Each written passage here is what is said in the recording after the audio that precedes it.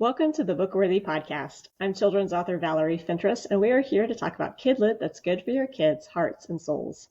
Kidlit ranges from ages birth to teens, so there's a lot of shelf space to cover. Today, we're talking with Kylie Beavers, the author of the middle grade fantasy adventure Rise of the Living Wood. It's a joy to have you here, Kylie. It's a joy to be here. Thank you so much for having me. Well, I'm so glad you're here. But to start out our interview, I wanted to ask you, where you live, what is your first sign of spring? So we live in northern Michigan, and generally the first sign of spring is when some of the leaves start coming back. In northern Michigan, it takes a long time for things to get out of the snow because we get so much of it. So the daffodils don't come until later. The walnut leaves don't come until later. All the flowers don't come until later. The first sign that you get is luckily you get a little shoot of grass. That's about it. I'd say daffodils are usually my first clue here down in Texas because we get false spring and second winter and all kinds of crazy weather. So daffodils are usually my clue that, okay, spring is on its way. Winter's going away. Yeah. So fun. Well, Kylie, why don't you tell us a little bit about yourself and your family? So, hi, everyone. My name is Kylie Beavers. I am a young teenage author of a middle grade fiction fantasy book. I live in, as I said, northern Michigan. It's quite beautiful up here. And I am a farm girl at heart. I have been raised on a farm my whole life. I am a shepherd, and I absolutely love farming. It's definitely a passion of mine to cultivate safe atmospheres outside for children and for parents alike. That's what our family does, and that's what I do. And that's a little bit about myself. Yeah. I love that. What type of sheep do you shepherd? Katahdins, hair sheep. Interesting. So they have no wool. So what are they mostly used for? Mainly for meat. Okay. You can have some milk from them, but I don't recommend it. It's not that tasty. Well, good for you for at least trying out the products around you. So yeah. Very cool.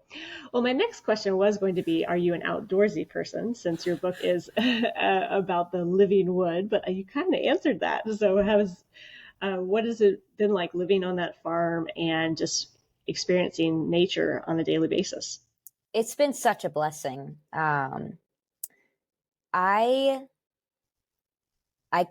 can't imagine a life without it, honestly. I am not a city person. We used to live close to the city, and I can't do it. I need the fresh air. I need to be outside. I need to feel the grass beneath my feet and connect with Creator and the creation around me. That's amazing. I love that you get to kind of live that, but you also talk about that a lot in your book, about how your characters pray and talk about the Creator so intimately. And I think that your book does a great job of kind of weaving that in and making faith a part of your characters' journeys. Why did you want these characters to have such a strong connection to faith in the Creator? So in children's literature today, I am seeing very strong agendas and messages that are being pumped into our world. Specifically in children's content, there's a lot of darkness, and it gets really hard to see truth. And truth is a fact. Truth does not change.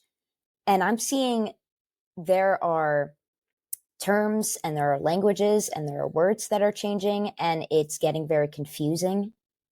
And honestly, when I was writing Rise of Living Wood, I wanted children to be able to grasp truth. I wanted them to search for it because it's your own journey to find truth. I want children to know that. I love that. And, it's one of those, as a parent, we want kids to understand truth and to want to seek it. Because if I force it on my kids, they're going to leave it at the first chance they have. It's like, I'm going to think my own thoughts. But if we are or introduce them to it and make it a journey, not just something that's forced in their face, they can really start to grasp ideas and to explore not just the world around them, but the truths that they're experiencing. Yeah, So absolutely. I love that you've done that. Now, why did you want to write a fantasy book? Okay, this is an interesting question, and one that I've gotten a few times, but not a ton. There's a bad rap to fantasy out there, and that's just the way it is. For Christian mothers and for fathers too, who are looking for fiction for their child, normally you would find there's a lot of magic in fantasy. I myself have beliefs that I don't want to instill witchcraft in my book or in my series or in whatever I write. That's my personal belief. I find that in scripture to be true, that he wants us to stay away from that. And a lot of fantasy deals with magic. And a lot of people tend to put fantasy in the magic realm. It's like there's no other genre to put it in. So I wrote a fantasy book because the root word for fantasy is basically fiction. It's basically make-believe. It has nothing to do with magic at all. And so when I wrote Rise of the Living Wood, I was like, you know what? It's fiction. It's make-believe. I'm going to classify it as fantasy. I'm going to put it out there for people. It's not going to contain magic. And if you have a problem with that, I don't really care. You're serving a different audience Yeah. one rather than the audience of the masses, right? Yeah. I want people to know, though, that fantasy is not exclusively magic or witchcraft. It's not exclusively demonic powers. Mm-hmm. It can just be make-believe. It can just be fiction. I love it. What is it? You have most of your characters are animals, so kind of anthropomorphic. There we go. I think I got it. So we have foxes and wolves are kind of your main two characters. And it is interesting to see the world through a different perspective. And I think that's the beauty of fantasy, is to see the world from a different set of eyes. And I think your book does a great job of just kind of getting us to look at the world in a different way. I think that's the power of fantasy as well, even if without magic and without witchcraft and those types of things. So why did you choose foxes as your main characters? Okay, so if you've ever read Green Ember by S.D. Smith, mm-hmm. And if you haven't, I so encourage you to go check that book out. I was inspired by him, S.D. Smith. He writes Rabbits with Swords. And when he wrote that, it clicked in my head. I was like, there are so very few animal protagonist books that deal with any animals in general. And foxes, as for me, I love foxes. They are one of my favorite creatures. They're sly, but they're also they're so clever, and they're just so cool. They're awesome. So definitely mysterious, right? Yes. They're not dogs and they're not squirrels and they're not rabbits, but they definitely are their own category. And there's definitely a lot we just don't know about them. So it makes them very intriguing. Now, what was how did you come up with this idea about the Rise of the Living Wood? So we were in the middle of a moving process when Rise of the Living Wood began. We were going from southern Michigan to northern Michigan, and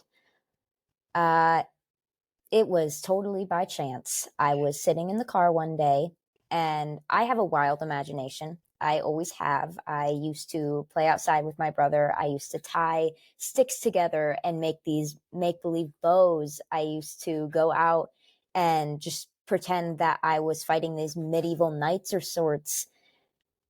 As it stands, I was in the car. I was looking out the window, and all of a sudden, I saw two foxes, and they were not real. They were totally of my imagination, and they were hopping through the trees, and they were wielding swords. and they were wearing leather armor. And a lot of people will find that really, really weird because foxes, they don't wield swords, they don't wear armor. But when I got home, I started typing it out. And originally, Rise of Living Wood was going to be about basketball playing foxes. Totally scrapped that idea. And I'm so glad God changed it for the better. And throughout the moving process, it was just going to be a senior project. It was going to be a senior project for years to come. But in that year, I ended up writing the whole entire thing. And then my family encouraged me, hey, you should get this published. It's that good. We can help you with the editing. I actually have a cousin who did the illustrations. And then it all formed together. And that was God's hand to see it form. And there's something about seeing that. That was definitely God. There's no way it wasn't him. That's amazing that, he put that idea in you because he's a creative creator himself, and that he wanted you to step out in faith in this. I mean, it's a big undertaking to publish a book at such a young age. Did you feel unprepared for that, or did you just, I guess, I don't know, was it daunting to take on such a big task? I was definitely overwhelmed. It's nothing, I wouldn't have considered it otherwise. I don't generally think that I'm the greatest author out there. It's very messy. And in my opinion, I wouldn't have. And so it was very daunting. And it was very much a step of faith, relying on God to take what I had and turn it into something that he could use. I think that's kind of the goal for whatever undertaking we do, is to, want God to use it for his glory, not our own. And I think that's an amazing perspective for you to have. Now, what was it? What is the message that you would like kids to walk away with from your book? Okay, so Rise of Living Wood deals with a slew of morals. Some of them are aiming for righteousness, loving your enemies, and the overarching humility before pride. I would love to have kiddos come away with hope, fearlessness, life, and I want them to realize the significance of light. I want them to realize that there is a creator and that he is creative and he's making them and taking them through a journey. And that's the messages in the first book. There are so many more messages in the trilogy, and I can't wait to share it with everyone. So fun. You definitely have a very, what is it? The main character, I can't remember his name, Bramble? Bramble. Yes, Bramble. I mean, he goes from just being a grown Todd with no responsibilities thrown into war really fast. And he learns so much about himself along the way. And I think that's kind of what kids want. They want to be pushed into an adventure. They want to be pushed outside of their comfort zone to discover who they are. And I think Bramble goes on a pretty amazing journey in discovering he has an uncle and being a guard for the prince and all those things. And so I really hope to hear more about Bramble's journey as you keep going. What made you decide to make this a trilogy? It needed to be something more than a first book. I'll tell you that. Upon publishing, I had a couple people come up to me and they were really upset about the ending. It's a cliffhanger, just warning people out there. It's a cliffhanger and you might be a little bit upset. I got some love-hate about the cliffhanger itself. And so they were like, you can't just leave this. What do you think you're doing? You can't just leave it. So Journey to Amber Forest is the second book, and that's coming out hopefully soon. It's in editing process number 1. But it can't be a second book either.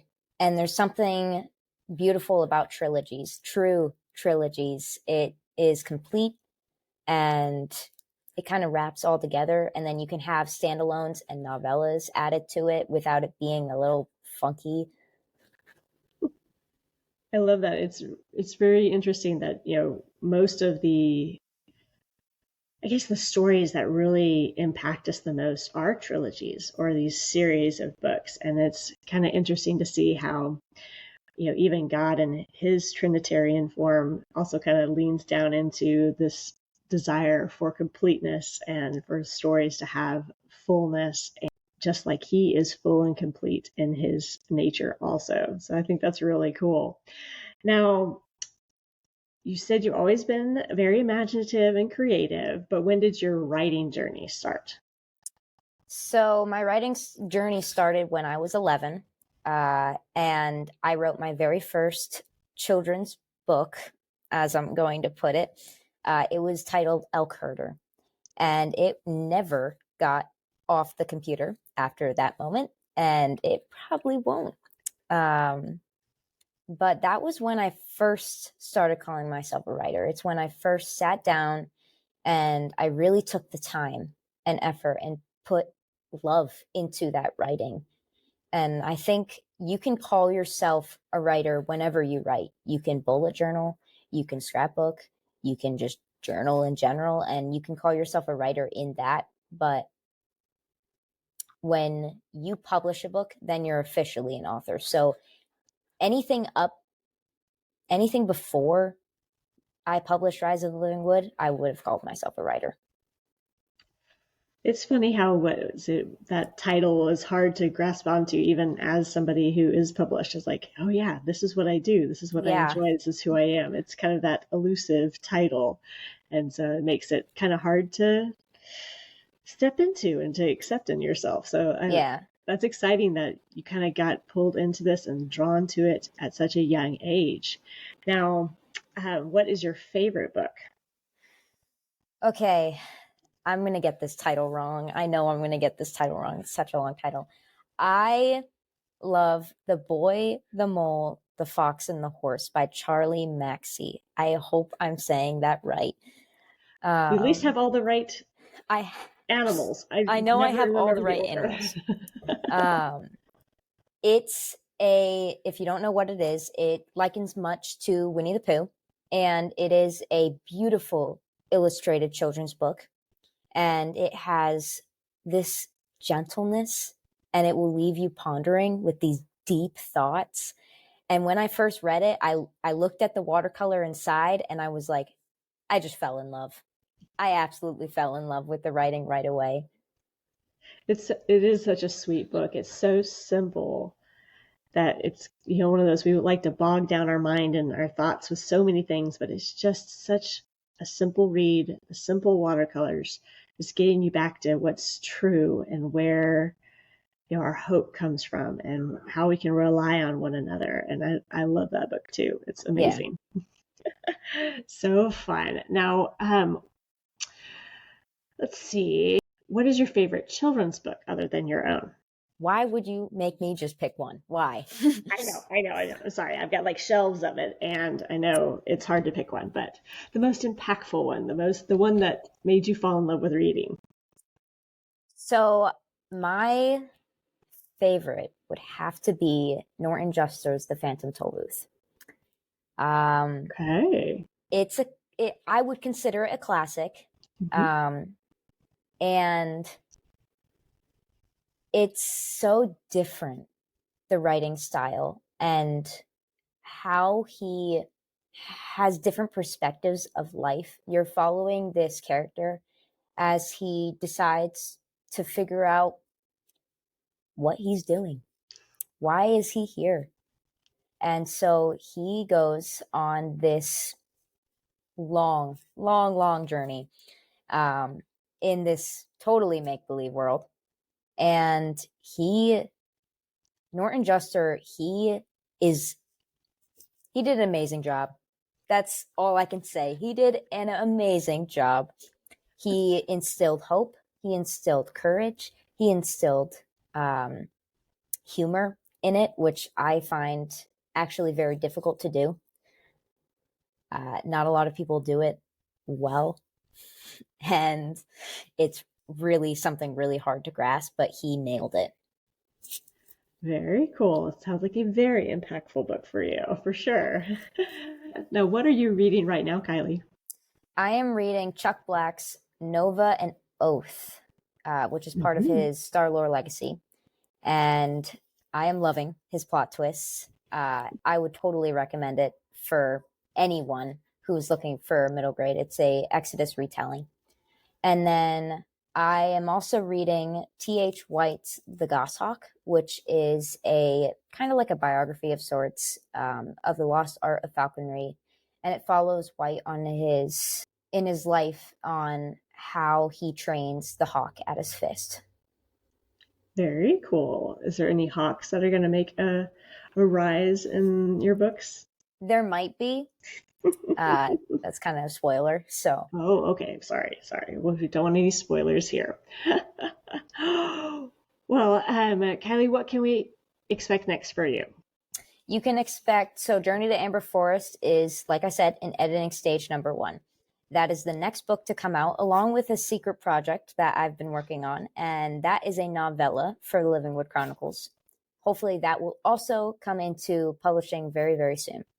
And then there's also, I recently was published in a short story collection, Heard in Silence. And there's another one coming out soon. So hopefully, fingers crossed, mine will get published in that one as well. Very and exciting. There's the third book for Livingwood Chronicles as well. Very exciting. Now, where can people find out more about you and your books, Kylie?